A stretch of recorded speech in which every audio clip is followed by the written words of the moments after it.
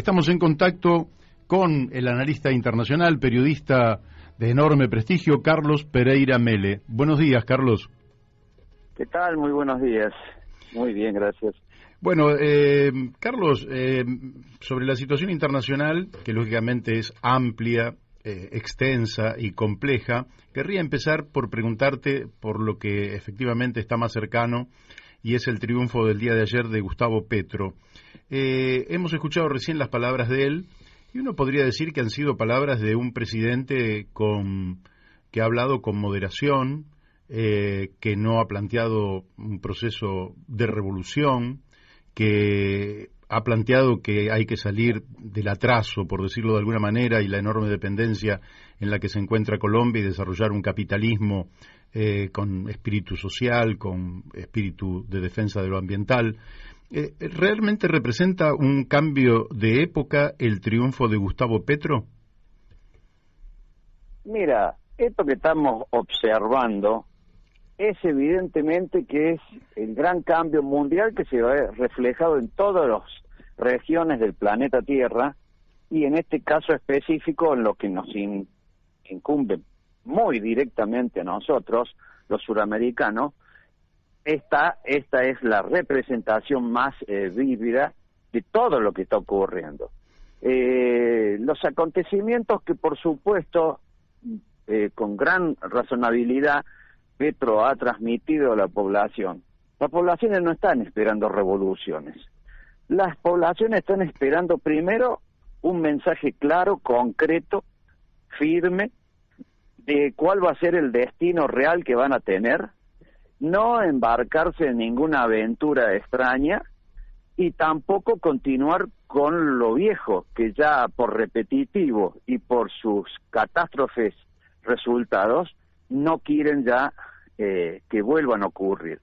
En todo este aspecto es donde se está desarrollando esta realidad política, que por supuesto que próximamente el gran cambio, a mi entender, es las elecciones en Brasil. Entonces estamos viendo, yo no diría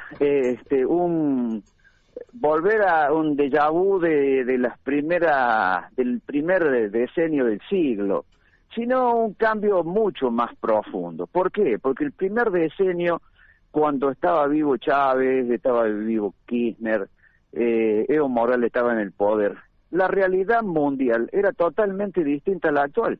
En esa época era un enfrentamiento directo con un imperio que tenía todas consigo, me refiero a Estados Unidos, y que intentó implementar un acuerdo de tratado de libre comercio masivo que fue el ALCA. Ese fue el gran éxito de toda esa generación que participó de las conducciones políticas de América, e impidió que esta América se volcara subordinadamente a todos los intereses norteamericanos, tanto económicos, políticos como culturales.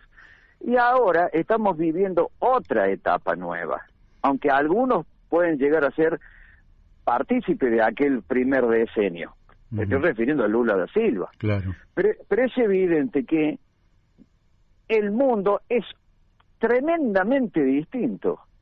Estamos viviendo un mundo en el que en los últimos meses vemos cómo se degrada el poder occidental encabezado por Estados Unidos, y por más mentira mediática que se instale, se machaque y se confunda la población, ya no tiene capacidad de torcer el rumbo.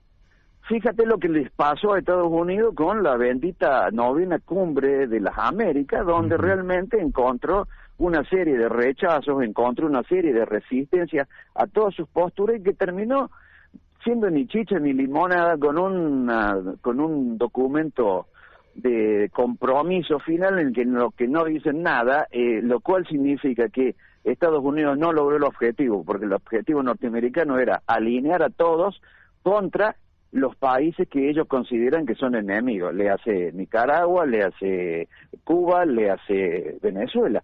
Eso no lo logró, entonces el objetivo no se hizo, o sea, perdieron. Ahora estas nuevas elecciones vuelven a demostrar este cambio profundo. Ahora, vuelvo a reiterar también, los sectores del poder que han estado durante décadas administrando los poderes en nuestra región siguen vivos, siguen fuertes. O sea, van a iniciar toda una campaña de desestabilización, desprestigio, etcétera, que ya lo hemos visto en el gobierno de Boric, que en pocas semanas, a través de los medios, a través de toda una política muy bien orquestada mediática, le han hecho bajar los puntajes de aprobación, etcétera. Entonces, esto no hay que errarle. El imperio en nuestra región es fuerte y tiene muchos activos a su favor. Activos económicos, algunos activos culturales, algunos activos en la academia, ¿no es cierto?, que vuelven a aparecer y nos vuelven a decir que volvamos a hacer lo mismo que ya hicimos 3 veces desde los 90 para acá y nos fue 3 veces mal. Bueno, este es el nuevo oxígeno que estamos viendo, esta es la nueva realidad. Ahora, todo dependerá de que el amigo y compañero Petro logre estabilizar su país, un país tremendamente cruzado por la violencia y no de los últimos años. Es un país que está en violencia, en guerra civil desde hace 70 años, desde la muerte de Lecher Gaitán, el gran dirigente populista que fue asesinado, y a partir de ese momento se desencadenó en toda Colombia una gigantesca guerra civil que dura hasta la fecha. Sí. Que van cambiando algunos actores, pero la guerra civil sigue. Es el único país de América, a pesar de que todos nos confunden con la información falsa, es el único país de América que tiene millones de desplazados internos. Más de 5 millones de personas han tenido que abandonar sus territorios porque han caído en manos de los narcotraficantes, de los paramilitares, del enfrentamiento entre el ejército y las o pocas fuerzas guerrilleras que quedan. O sea, eso es tremendo. Los asesinatos que hay a diario son impresionantes. Y recuerden que hace un año el actual presidente Iván Duque, que es un hombre, un delfín que puso Álvaro Uribe Vélez, un narco que llegó a ser presidente con el beneplácito de Estados Unidos. No lo digo yo, lo dice el FBI, que lo tenía en las primeras 10 listas de los buscados como narco en el mundo. Después lo sacaron y fue presidente de Colombia. Por supuesto que fue el que les puso las famosas 7 bases militares norteamericanas en Colombia. Ese es otro detalle que no hay que obviarlo, ¿eh? Hay 7 bases militares aeronavales instaladas de las 3 Fuerzas Armadas norteamericanas, aire, mar y tierra, en territorio colombiano. O sea, hay que tener todo este escenario para entender las dificultades que va a encontrar Petro para poder estabilizarse y para poder llevar adelante esos cambios, que son los cambios de la lógica. No plantea ninguna locura. ¿Qué es lo que está planteando? Y lo que están planteando la mayoría de las naciones del mundo. Soberanía, y la soberanía significa tener soberanía económica, soberanía alimentaria, soberanía tecnológica. No están, es lo que están pidiendo los grandes poderes emergentes y nuestros países, que también saben que no tenemos alternativas en un modelo extractivista como nos han impuesto, extractivista y de venta de materias primas sin elaborar. Así es. Ese es el modelo que se implementó desde hace más de 60 años, desde la Segunda Guerra Mundial para acá, y que fue fuertemente, asegurado en la década del 90, cuando Estados Unidos quedó sola en el mundo como superpoder. Ese es el gran escenario que se nos abre, escenario te quiero preguntar, complicado. Perdóname que te interrumpa, porque fue excelente tu explicación y avanzaste todavía más de lo que yo esperaba, pero efectivamente yo te quería preguntar por algo más puntual que tiene que ver la propia seguridad de Petro. Petro dijo, no es matarnos entre nosotros, sino amarnos entre nosotros, y habló de un diálogo nacional, es decir, que ha elegido un camino realmente de paz. No obstante, como vos bien decís, Jorge Eliezer Gaitán fue asesinado en 1948 y el crimen ha sido una constante. Alguna vez a mí me han contado que digamos, hasta el propio Bolívar fue víctima de un intento de asesinato en Colombia. De manera tal que viene del fondo de la historia esta cuestión del crimen. Por otra parte, hemos visto, hay denuncias concretas de que Hugo Chávez muere por producto de una acción intencionada, y también hemos visto que Maduro en un momento sufrió un ataque directo, un verdadero intento de magnicidio. ¿Vos pensás que de acá al 7 de agosto puede ocurrir algún intento de asesinato para Petro? Mira, todos los escenarios están abiertos. Acá no nos equivoquemos. Vuelvo a reiterar, los factores de poder real, la narcopolítica sigue estando presente, no ha perdido, porque ella ha perdido las elecciones, no ha perdido poder.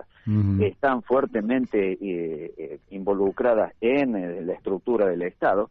Las Fuerzas Armadas que han sido modeladas en los últimos 30 años con el famoso Plan Colombia, que instauró de la época de Clinton, recuerden, que con eso supuestamente era la lucha contra el narcotráfico. El narcotráfico no solamente no decreció, sino que aumentó su poderío. Eso demuestra de que la famosa lucha del Plan Colombia no era direccionada hacia la lucha contra el narco, sino que era hacia los sectores políticos que no le son afines a Estados Unidos, y de paso plantear esa hipótesis que la hicieron realidad el portaavión fijo que se transformó en Colombia, porque desde ahí desestabiliza, que es un detalle que hay que tenerlo siempre presente en cualquier análisis geopolítico. Colombia es la única nación que es bioceánica, Pacífico, Caribe, y que a su vez tiene contacto ¿con quién? Con Venezuela, enemigo público número 1 declarado de Estados Unidos, a pesar de que ahora está haciendo negocio con el propio régimen de Maduro, y a su vez es el control de parte de la Amazonia, que es una de las grandes preocupaciones que tenía el ejército brasilero en sus hipótesis de conflicto. Ellos no hablaban de una invasión extraterrestre ni nada por el estilo, hablaban de la desestabilización o la universalización de la Amazonia, hacerlo patrimonio de la humanidad, que es el gran sueño de los grandes poderes globales. Entonces ahí le quitan gigantesco territorio a todos los países que son afluentes hacia el río Amazonas, y esa gigantesca mancha verde que es el pulmón del mundo. O sea, todo lo que vos me has dicho hay que tenerlo muy en cuenta. Hay posibilidad, espero que que haya cordura, esperemos que los norteamericanos no aumenten el acelerador, aunque ustedes saben que los institutos de inteligencia que tiene Estados Unidos, que no es solamente la CIA, porque la gente cree que es la CIA es una de las organizaciones. Estados Unidos oficialmente tiene 16 agencias de inteligencia, y de las 16 agencias de inteligencia, algunas tienen vida propia, o sea, deciden por encima de lo que diga la administración federal, que cada 4 años cambia en manos según quién gane las elecciones en Estados Unidos. O sea, también hay que prever una posibilidad de eso, de algunos sectores de la interna norteamericana que se refleje ahí, porque lo estamos viendo en toda nuestra América, en toda nuestra América. La interna norteamericana entre los soberanistas que se autotitulan, que son los grupos de Trump, que cada vez crecen en mayor poder, contra los globalistas masivos neoliberales, que han sido los que encabeza de nuevo el tándem Obama-Biden, porque así es la administración real hoy en día del gobierno norteamericano. Claro. Es Obama-Biden. Biden está de gran mascarón de proa, pero todos sabemos de sus limitaciones ya físicas y mentales. Por lo tanto, quienes administran realmente el poder son los que están detrás de él, que son todos funcionarios de Obama y que tienen fuerte influencia. Entonces, esa gente, esos dos choques de Estados Unidos se están viendo reflejados en nuestros territorios. Lo vemos en las alineaciones políticas de algunos dirigentes, lo vemos en el desconcierto económico de muchos grupos empresariales que tienen negocio con Estados Unidos, lo vemos en la prensa, lo vemos claramente en la prensa. Hay prensa que apoya a los demócratas en América y prensa que apoya a los republicanos, y así podemos seguir a perpetuidad. Como nosotros hemos subordinado, por supuesto, todos esos problemas se nos bajan a nosotros. Claro. Te puedo trasladar una pregunta de una oyente que es la presidenta en Argentina del Observatorio Internacional de Prisiones, Graciela Dubrés. Sí. Ella te hace estas preguntas. Te pregunta si pensás que Gustavo Petro y su equipo podrán hacer efectivo 3 cosas. 1, el pacto por la paz. 2, liberar a los presos políticos. Y 3, desarmar lo que ellos llaman falsos positivos y que para nosotros son causas armadas. Bueno, lógicamente que son presunciones, pero ¿qué es lo que pensás vos respecto de la posibilidad de cumplir con con estas por lo menos aparentemente promesas de campaña? Claro, sí, pero es que no solamente son una situación complicada, son realmente un problema tremendo. Lo de los falsos positivos involucra totalmente al expresidente Álvaro Uribe, se lo acusa de más de 7.000, 8.000 asesinatos de campesinos, de humildes, gente asesinada en la calle, y luego disfrazado digo disfrazado porque se le hacía un escenario de que eran guerrilleros y quienes lo habían matado recibían canonjía del Estado, recibían, si eran militares, recibían medallas, ascensos, y un premio, digamos, un plus por haber eliminado terroristas o guerrilleros. Todo eso es tremendo porque parte de eso, los generales que están hoy en actividad fueron los que en ese momento eran coroneles o grado un poco más bajo y tenían participación directa en eso. O sea que es un frente complicadísimo. Y los otros, de la libertad de los presos políticos, capaz que sea el que sería con mayor posibilidad de éxito rápido, y bueno, y hacer cumplir los tratados de paz va a ser un fuerte cimbronazo. ¿Por qué? Porque los sectores ultra van a iniciar una campaña de desestabilización muy fuerte. Ya lo hemos visto, en todo el territorio americano. Recordemos cuando se nacionaliza el petróleo y el gas en Bolivia, inmediatamente, ¿qué movida realizó Estados Unidos con sus activos en Bolivia? El separatismo. Fue la famosa lucha de las regiones, la media luna boliviana, que la sublevaron. ¿Contra quién? Era los Coya contra los guaraníes, para hacerla, digamos, algo muy elemental, muy básico, ¿no? Sí. Pero esa fue eso, y ellos mueven esas actividades, ellos mueven esos sistemas culturales que tienen trabajando de hace años. Lamentablemente, Evo Morales lo dijo, acá hay grupos indígenas que están trabajando para Estados Unidos, le impidieron hasta hacer obras de infraestructura logística para el país, porque con el argumento de que la ruta iba a pasar por un espacio ecológico y qué sé yo. O sea, sinceramente es un panorama complicado, pero vuelvo a reiterarte, el tema es el escenario global. No se puede hoy en día hablar de escenarios locales sin analizar los escenarios globales. Y en los escenarios globales vemos que la derrota que está sufriendo la OTAN, Estados Unidos, en Europa del Este, porque no logró ni un solo de los objetivos. Primero era desestabilizar y voltear el gobierno de Vladimir Putin.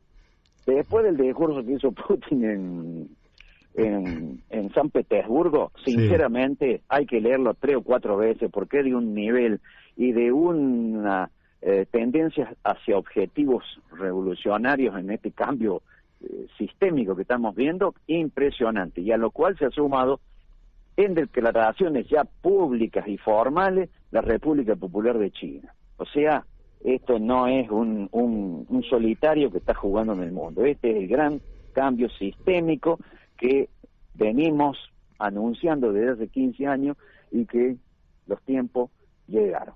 Y eso va a tener influencia ¿en dónde? En todo nuestro territorio.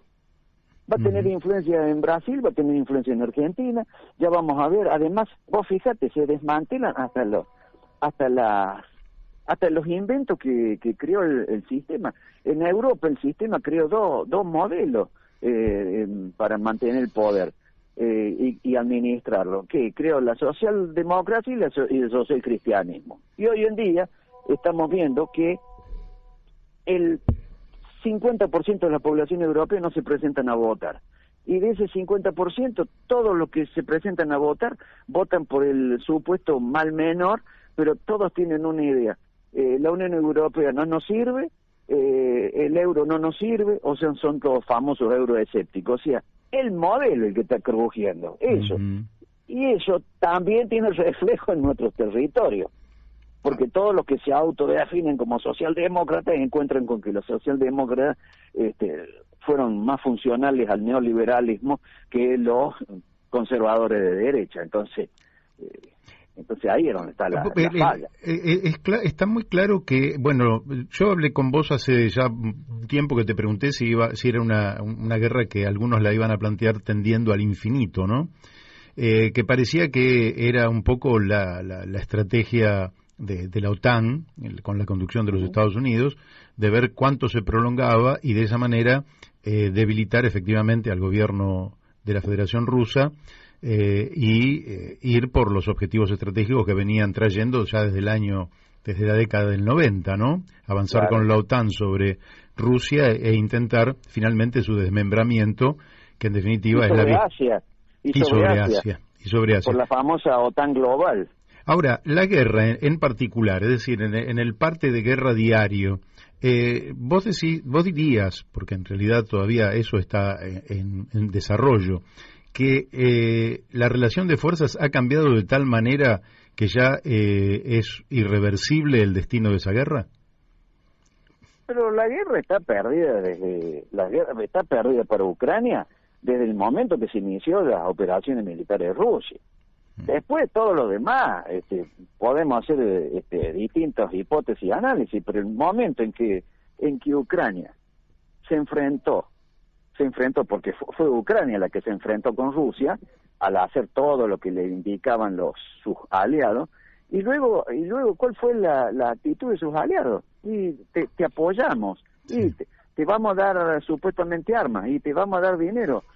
Pero ¿dónde están los efectivos de la OTAN ahí colaborando? Ninguno. Y lo han dicho reiteradas veces. Es más, le han dicho que tampoco puede pertenecer a la OTAN. Ahora sí puede pertenecer a la Unión Europea. Por lo tanto, hay que ir a los elementos concretos. Y hay que ir a un elemento más concreto imposible, el general Miller, el jefe del Estado Mayor Conjunto de las Fuerzas Armadas de Estados Unidos. No estoy hablando ni de Putin, ni de ningún pro-ruso, ni pro-chino, ni nada. El general Miller. ¿Qué es lo que ha dicho?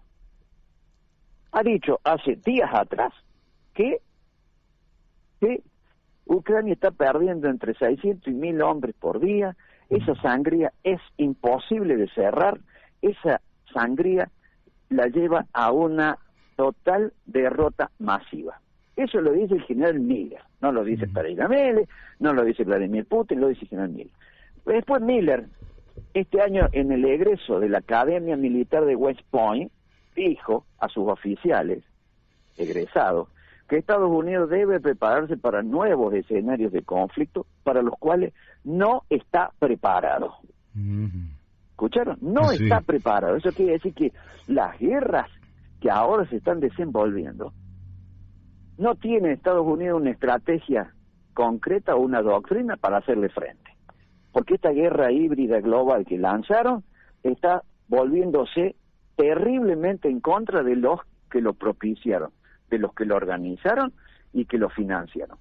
Y para cerrar, para demostrar de que esta guerra está perdida, hay que recordar al señor Henry Kissinger, que tampoco es prorruso, es uno de los pensadores, digamos, más complicados que ha dado Estados Unidos y realmente con relación en el poder en serio de Estados Unidos. ¿Qué ha dicho? En Davos, hace 15 días atrás, dijo, el señor Zelensky debe llamar a la paz, el señor Zelensky debe entregar territorios, el señor Zelensky debe rendirse. Que por supuesto Zelensky le dio un ataque, qué sé yo, se habrá tomado un par de de pastillas para calmar la ansiedad, pero se lo dijeron en la cara y se lo dijo claramente cuando esto lo habían llevado a través de videoconferencia que a inaugurar a Davos y todos lo miraron y después apareció Henry Kissinger con semejante masazo y bueno, entonces no amerita más esto. Si no, vamos a estar discutiendo que si murió una nena por un bombardeo ruso o una nena por un bombardeo ucraniano, y eso no es el fondo de la cuestión.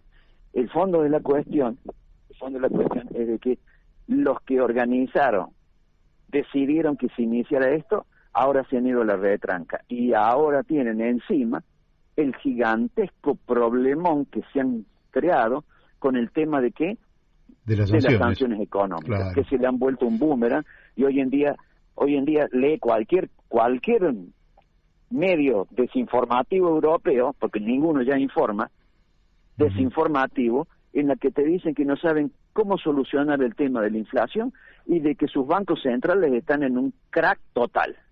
Bueno, hay que leer eso, porque si no estamos todos los días confundiendo, ¿no?, con la cortinita de humo que nos tiran. Así es. Y te voy a dar un dato terrible. Ayer o antes de ayer en Europa, fundamentalmente en España, una nueva ley mordaza.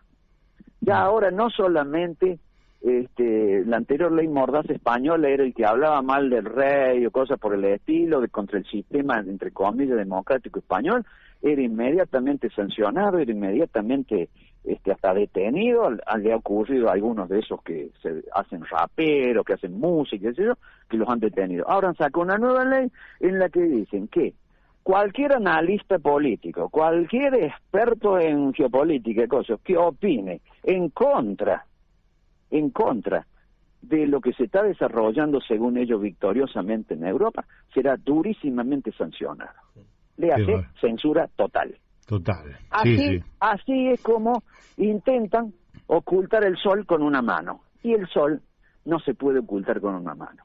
Esta es la realidad, que es la única verdad, estimado. Y yo te pregunto por la caracterización de la dirigencia europea, porque uno puede, en todo caso, entender que Estados Unidos, al comando de la OTAN, haga la experiencia de Ucrania, de llevarla a una situación sin retorno y sin remedio, y quizás a una verdadera catástrofe, pero luego Europa está más cerca del escenario de conflicto, las repercusiones son mucho más directas, y por otra parte se pone en una actitud altiva a aplicar sanciones cuya respuesta por parte de la Federación Rusa es que le va cortando el suministro de gas, lógicamente de petróleo, y generándole esta crisis que vos señalabas, que es una crisis básica porque es energética, que se puede transformar en una crisis financiera de enorme magnitud, y no se entiende muy bien por qué Europa, los líderes europeos, tienen este nivel de subordinación a una estrategia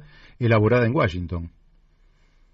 Bueno, mire, hay que, a mi entender, hay que comprender que la Europa, la que nosotros idealizamos, la que nosotros creemos que tiene niveles superiores a nosotros en todo, la realidad es el resultado de una gigantesca derrota, de una gigantesca guerra civil entre ellos.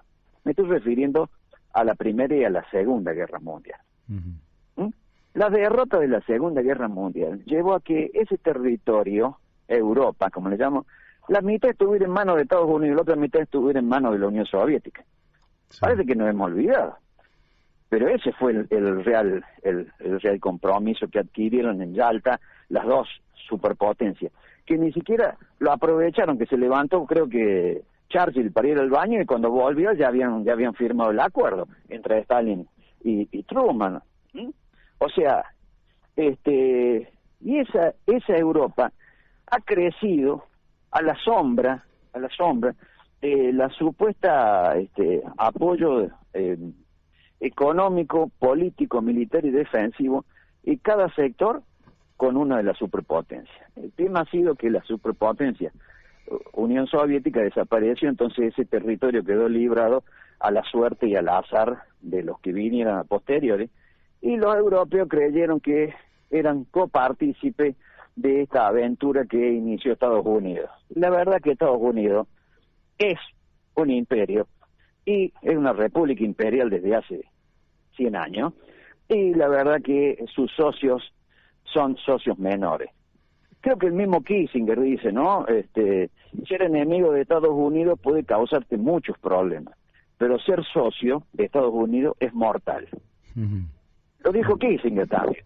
Y bueno, y estas dirigencias se han creado y se han formado y se han estructurado dentro de este mundo y fundamentalmente post-Unión Soviética, en el que se creyeron a la rajatabla que la historia había terminado, de que Estados Unidos era el máximo poder del mundo, y bueno, y fueron los que entregaron a su vez, recordemos, todas las administraciones europeas entregaron a Europa al libre cambio y al neoliberalismo. Bueno, todo ese modelo se hizo pelota, perdón la expresión, en el 2008, cuando se cayó todo. Y a partir de ahí, bueno, Europa viene los ponchazos tratando de parchar los huecos que le va abriendo, pero Europa es un segundo en esta película. Y lamentablemente las dirigencias no es que no estén a la altura. Las dirigencias son el resultado de esa dominación cultural que han tenido y ocupación por parte de las potencias que las han controlado durante toda la Guerra Fría. Bien. Entonces, ahí lo tenemos. Y vos fíjate, Macron, ¿de dónde viene? Macron, ¿de dónde lo sacaron? A ver, ¿qué carrera política tenía Macron? Ser empleado de Rothschild, el sistema financiero. Ese era el gran aporte, digamos, de militancia política que hizo Macron. Sí, Draghi, el premier de Italia, ¿qué es lo que...? Y fue funcionario del Fondo Monetario Internacional y del Banco Central Europeo. Se lo pusieron a los italianos, nadie lo había votado a Draghi, aparece como primer ministro. Y bueno, y recordemos a los socialistas españoles, con Felipillo González, que hizo toda la campaña, muerte a la OTAN, no vamos a entrar ni por casualidad a la OTAN, lo primero que hizo apenas asumió, entró en la OTAN y le abrió España al Banco Central Europeo, y los españoles hoy en día necesitan para sobrevivir su régimen 380 millones de euros que le tira la Unión Europea todos los días para mantener la fricción de España económicamente. Tremendo. Te hago la última pregunta, Carlos, sí. Agradeciéndote por anticipado de tu amabilidad para salir por estos micrófonos. ¿Cómo ves vos la situación de América Latina? Bueno, ya hablaste de la Cumbre de las Américas. Se viene un mundo multipolar. Indudablemente China es un polo emergente imparable, Rusia lo es también. Están los países anteriores como Estados Unidos, que en sí mismo va a ser un polo. Vaya a saber qué pasa con Europa.